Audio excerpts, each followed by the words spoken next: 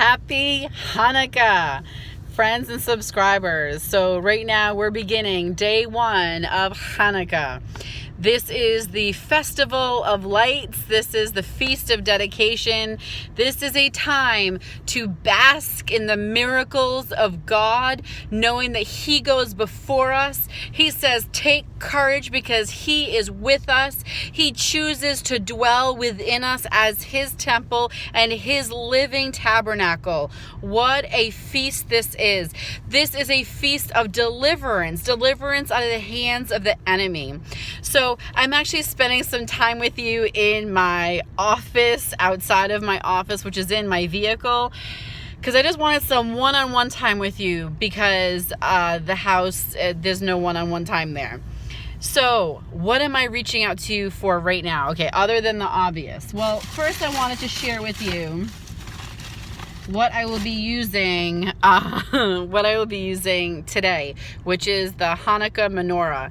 And I wanted you to see what this was and what it looks like. Some of you have never owned one. Some of you may not even know what it is. And some of you might ask, do I really need to use one? So I'm going to show you my menorah. They have all different sizes. You can get them on Amazon and some stores, especially if you live in a heavily populated area, you'll be able to find one for about $20 that you can purchase at the store. I think Target has had them. Some Walmarts have had them. I live in an area that's not heavily populated with Jews at all. And actually I was a little bit disappointed today because I went to Walmart in a town that actually has a Jewish synagogue and couldn't even find any decorations for Hanukkah. And they had them last year. So I wasn't really impressed with that. Thinking, agenda? I mean, let's not be conspiracy theorists here, but I just didn't like it. So, but what I want to point out is that this is not a legalistic, ritualistic thing, especially as a believer in Messiah Yeshua, where we are blood bought and where the blood has taken care of everything. What I want you to know is that a menorah is a beautiful thing. It's just like any investment you spend in something that has meaning. But if you don't have a menorah this Hanukkah because you didn't plan on celebrating it or you don't even know how to, then find a candle in your home and light it. And join with me in spirit as I light the Hanukkah menorah. And in just a few minutes, I'm going to be in a different location.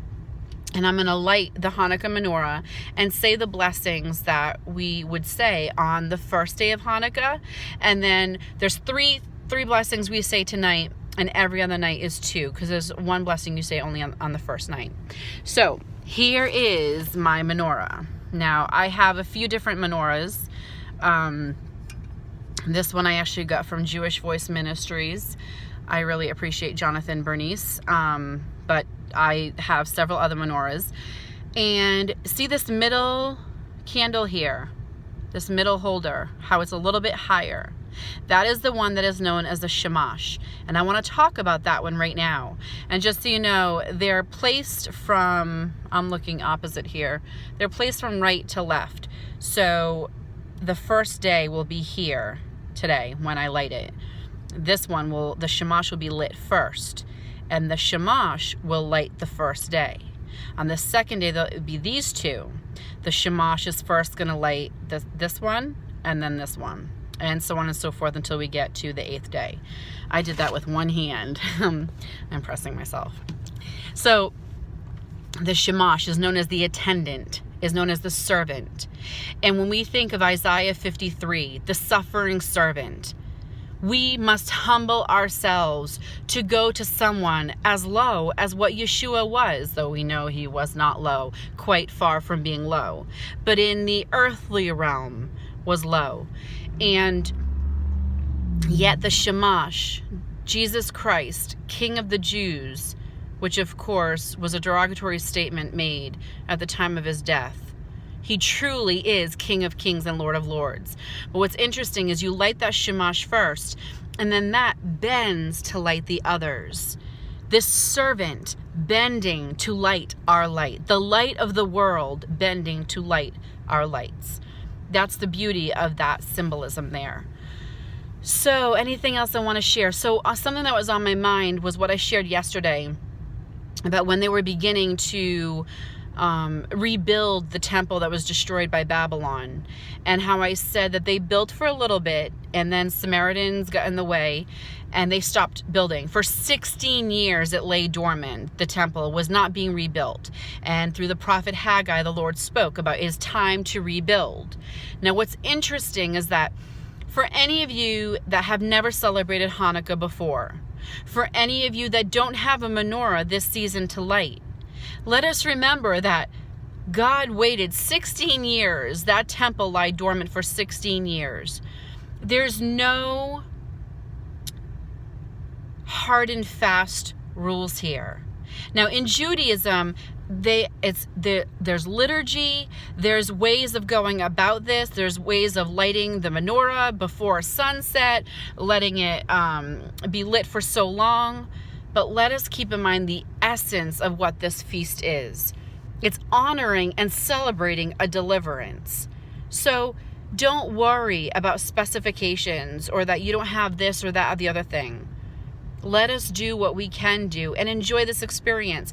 This really is a feast day. It's a feast. It's a festival. So, and there's this line, and I'm probably going to get it wrong. I probably shouldn't try to say it, but there's this like almost like a joke that, you know, we almost died. You know, they fought us. They tried to kill us. We won. Let's eat. You know, it's like a Jewish line. I'll have to find the specific phrase and I'll put it in the description. But it's something they say because, hey, it happened. Things have happened. Awful things happened. But you know what? In the end, we're victorious. Let's eat. Let's enjoy life. So I want to close before I get into the other scene for lighting the menorah tonight, with just a personal testimony that God validates us when we abide with him, when we align with him and his word. And, you know, I step out on a limb a lot of times with what I share with you, because for some Christians, this is cutting edge and pioneering. And it's kind of funny because some people from Israel right now watching this, or someone that has celebrated Hanukkah for years, might consider this a joke, or might even think like, really, this is pioneering? But in my world, when I can go to the Walmart and can't find anything about Hanukkah, and you know, it almost makes me want to shed a tear. That's my heart for celebrating what God has done for us, not what man has done for us. These supernatural victories are something to celebrate and to glorify the Lord. So it did burden me. Well, today about, I'm going to say, what time is it now? I'm going to say around 3 p.m. I received a phone call. I went to voicemail and I checked the voicemail. And I'm not going to tell you the specifics because it's personal, but something I've been waiting on, something that I've been praying about, something that even others in my life have been praying about for me. I received a phone call of what I would consider a miracle, a very good thing that I needed to have happen is in process now. I received the phone call that it's in process. Something I didn't think that maybe would happen for another few months if I was lucky. So, and this came, and I was speaking with a family member just saying that this happened on Kislev 24, when I just spoke yesterday about the prophet Haggai, speaking the word of the Lord about from Kislev 24 onward, the blessing. This spoke to me so much that it is truly a season of miracles and eradicating darkness out of our life. When we come in alignment with his word, this is a blessing for us. He is here 24/7, but there are times and seasons. There are appointed times and seasons. And now is one of them. So get involved in it. Light a candle. Watch this and just be with me in spirit as I light the candles. And let us rejoice in what he has for us and truly embrace the miracles. So you know what? When you speak to the Lord, tell him what it is you need. Believe, and he will go before you. He will be your rear guard. The battle is the Lord's. God bless you. Shalom and happy Hanukkah. All right, so here we are about to light the menorah, and I think how appropriate that there's a nativity scene right behind it. So And actually lining up right now is the baby Jesus and the Shamash. So here's a Shamash candle, and I want to point out that you can get these candles for like $1.50 at any grocery store, which is where I got mine. So I'm going to start out by lighting this candle here, the first one. Make sure that has a nice flame going. And while that is kind of brewing, I'm going to read the blessings you would read today.